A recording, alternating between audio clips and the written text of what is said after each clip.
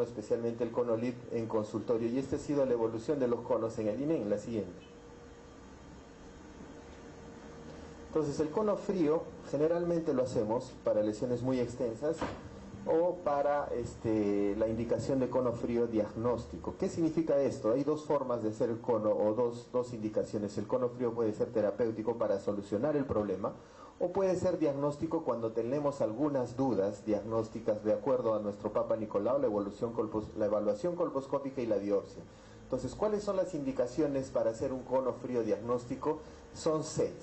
La primera es colposcopía no satisfactoria, y seguramente ustedes han hablado de esto. La colposcopía no satisfactoria es, en términos conceptuales, cuando no podemos ver en forma completa la unión escamo-columnar, ¿verdad? Esto significa que la lesión, el epitelio aceto blanco se mete dentro del canal y no estamos haciendo una evaluación completa de la lesión. Esto nos puede dar una indicación de hacer un cono frío con fines diagnósticos. Cuando hacemos un cono frío diagnóstico, quiere decir que puede convertirse también en terapéutico, pero el fin de esto es una evaluación adecuada de una lesión que no hemos visto completamente. Cuando sospechamos de lesión mayor, hacemos una evaluación colposcópica y tenemos vasos atípicos, por ejemplo, pero la biopsia nos salió el NIC2.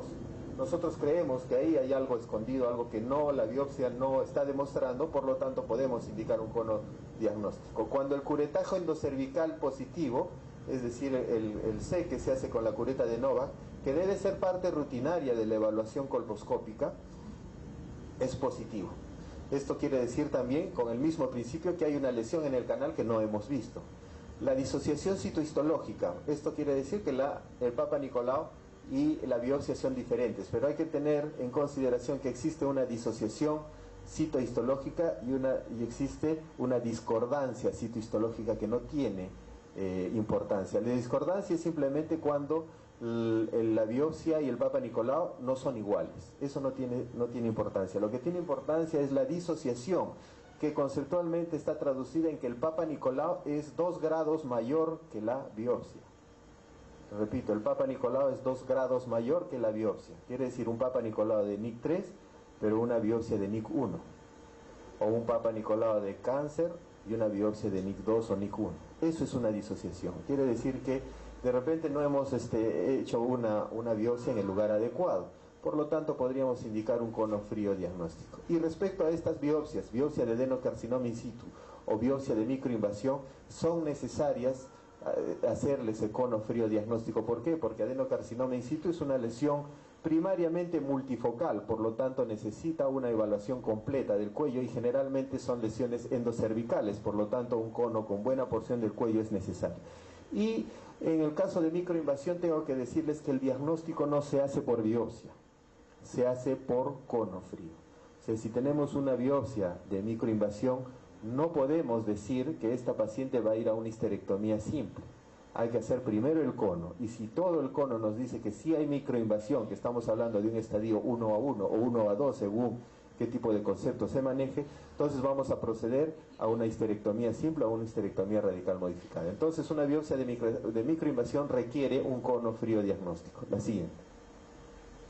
Esta imagen para decirles pues que cono frío nos permite hacer un cono un tanto plano o un cono más profundo. La siguiente.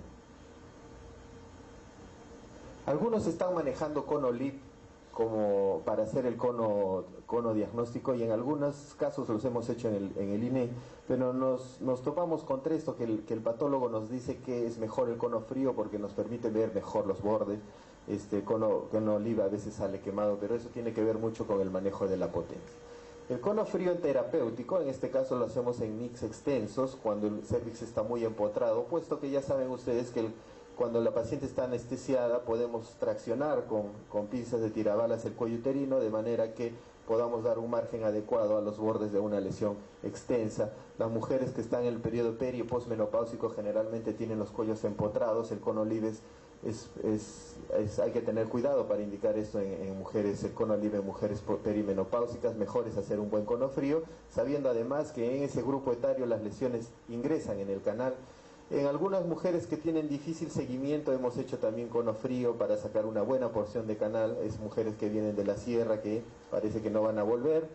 Y también está indicado pues cuando no se cuente con otros métodos de tratamiento ambulatorio como es el LIP, básicamente, o crioterapia, por ejemplo. La siguiente. Ahí pueden ver cómo queda un cono frío. La siguiente. Necesita puntos, por supuesto. Y respecto a la histerectomía no, debemos partir del concepto que la histerectomía no es un tratamiento para NIC. Hacer histerectomía para una lesión precancerosa siempre lo he comparado que para un lunar en la punta de mi dedo quieran amputarme el dedo. Entonces es una cuestión exagerada hacer una histerectomía por una lesión precancerosa. Sin embargo, sí tiene indicaciones. La más común es cuando tenemos una lesión de alto grado, bien evaluada, por supuesto, para descartar que no haya una lesión infiltrante, un NIC bien evaluado, pero que esté asociado, por ejemplo, a miomas, a prolapso. Entonces ahí sí podemos indicar la resolución de todos los problemas de una vez, ¿no? El NIC con una histerectomía. En el INEL la utilizamos cuando hay un difícil seguimiento, ¿no? Hay mujeres que tienen NIC3, NIC de alto grado extenso, multifocal, pacientes que vienen de lugares alejados del Perú. Entonces a veces, guiados por esta cuestión del seguimiento, hemos dicho mejor este paciente le sacamos el útero porque de repente no vuelve. La seguridad de haber hecho eso no está descrita en ningún sitio, pero es algo práctico que nosotros hacemos. Por supuesto que un cono con bordes comprometidos necesita una histerectomía, ¿no? Si el cono no ha sacado completamente la lesión, el siguiente paso es la histerectomía, a no ser que sea una mujer en edad fértil, donde se le puede proponer un recono. La siguiente. Muy bien, este es un estudio de Lendy Anderson que se hizo en mujeres mayores de 18 años, no tenían gestantes, tenían NIC de diversos grados, una con colposcopía satisfactoria, ausencia de enfermedad endocervical. La siguiente, o sea, una lesión bien diagnosticada. La siguiente. Entonces se hizo una estratificación, se hizo un seguimiento importante en 2 años, el promedio de 16 meses. La siguiente. Y las conclusiones miren, la estratificación fue 390 pacientes, 139 fueron a crioterapia, 121 a vaporización con láser y 130 con OLIP, un número importante de pacientes. La siguiente. Entonces las conclusiones que se sacó de este importante estudio fue que la efectividad, miren, un poquito mayor para evaporización láser con OLIP y mayor que crioterapia, pero en términos estadísticos la diferencia no fue significativa, ni en efectividad ni en tasas de persistencia o de recurrencia.